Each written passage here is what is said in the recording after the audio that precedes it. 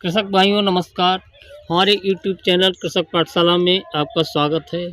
किसान भाइयों, आज हम कुछ खास 1 2 3 ऐसे बिंदुओं पर बात करने जा रहे हैं जिसे हमारे कृषक अक्सर अनदेखा या लापरवाही उसके साथ बरतते हैं, जबकि हमारे खेती करने के जो ढंग होते हैं उनमें अगर देखा जाए बहुत खास बिंदु होते हैं। किसान भाइयों, इस टाइम हमारी सरसों लगभग 50% लोगों की पक चुकी है और 50% लोगों की लगभग कट भी चुकी है।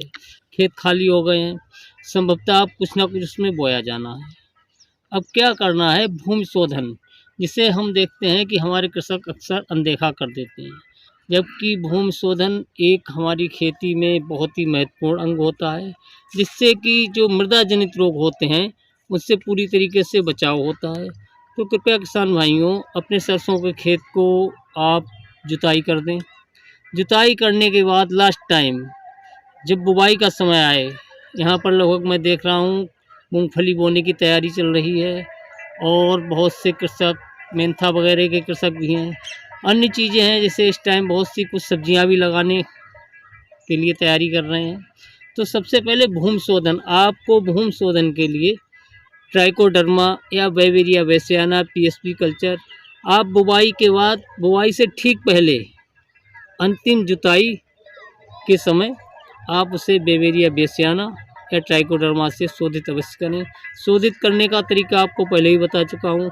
आपको क्या करना है, अपनी अच्छी सी गोबर की सड़ी खाद यानी कंपोस्ट को करीब, अगर आपका 1 एकड़ खेत है तो 1 क्विंटल आप किसी छायादार जगह में रख लें और उसके बाद उसमें 2 से 3 किलो बेवेरिया बेसियाना अच्छे से मिलाकर 2 या 3 दिन उसे ढक के रखें।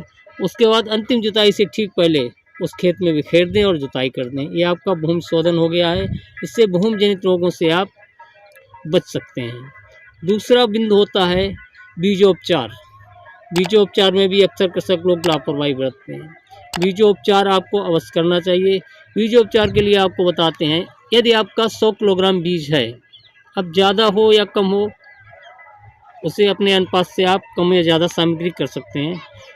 कृषक भाइयों, बीजोपचार के लिए आपको 1 क्विंटल यानी 100 किलो बीज अगर आपके पास है तो आपको चाहिए 20 लीटर पानी और 5 किलो देसी गाय का गोबर, और अगली चीज़ है 5 लीटर गौमूत्र और 1 मुट्ठी किसी खेत के मेड़ की मिट्टी या फिर बरगद के नीचे की मिट्टी। कहने का मेरा तात्पर्य है कि जहाँ पर रासायनिक पदार्थ या रासायनिक दवाएं, पेस्टिसाइड ना जाता हो, ऐसी जगह से आप चुन लें 1 मुट्ठी मिट्टी। और आपको चाहिए 50 ग्राम चूना। चूना से आप समझते होंगे जो पुताई वगैरह करने के काम आता है, 50 ग्राम चूना। इन सब चीज़ों को आपको क्या करना है, घोल बनाकर रात भर रखना है। अगले दिन जो आपका बीज है उसे फैला दीजिए 4x3 या 1 चारपाई के बराबर हिस्से में, कहीं छायादार जगह में, और उस पर सारा जो घोल आपका है उसे छिड़क देना है अच्छे ढंग से और अच्छे से मिला के 1 दिन रखना है। 1 दिन रखने के पश्चात, 1 दिन रख लें या 4-6 घंटे, जैसा भी समय हो, 4-6 घंटे तो रख ही लीजिए। उसके बाद आप उस बीज को बो सकते हैं। इससे क्या होगा, आपने भूमि शोधन भी कर लिया है, भूमि जनित रोगों से बचाव हो गया आपका। दूसरा, आपने बीज शोधन भी कर लिया है, तो आपके जो बीज जनित रोग होंगे उनसे भी बचा जा सकता है।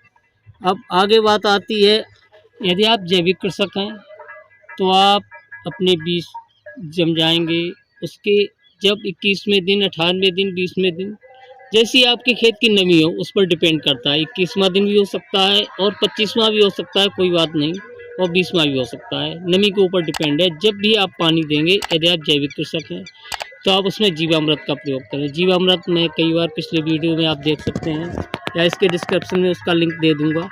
आप जीवामृत का प्रयोग हर 21वें दिन पे कर सकते हैं। अच्छा, फिर बात आती है रोग वगैरह, कीट लगने की बात। उसके लिए आप नीमास्त्र, बहुत ज़्यादा टफ मतलब जटिल कीट अगर आते हैं तो उसके लिए आप ब्रह्मास्त्र, अग्नास्त्र, कई एक चीज़ें होती हैं जिनका कि मैं लाइव डेमो भी आपको बनाकर अगले वीडियो में दिखाऊंगा, उसका प्रयोग कर सकते हैं। कुल मिलाकर आप, मेरा खास कहना ये है कि आप मृदा शोधन यानी भूमि शोधन और बीजोपचार, बीज शोधन, इन 2 चीज़ों का विशेष ध्यान रखिए, चाहे आप जैविक कृषक हों, चाहे अजैविक कृषक। ये 2 चीज़ें बहुत ही मुख्य होती हैं, इनको आप कभी भी अनदेखा मत करें। बहुत-बहुत धन्यवाद, नमस्कार। अगर आपको जानकारी अच्छी लगी हो, तो मेरे चैनल को सब्सक्राइब करें, लाइक करें, शेयर भी करें ताकि अन्य कृषक लोग भी इसका लाभ उठा सकें। यदि कोई सुझाव हो तो सुझाव अवश्य दीजिएगा। नमस्कार, धन्यवाद।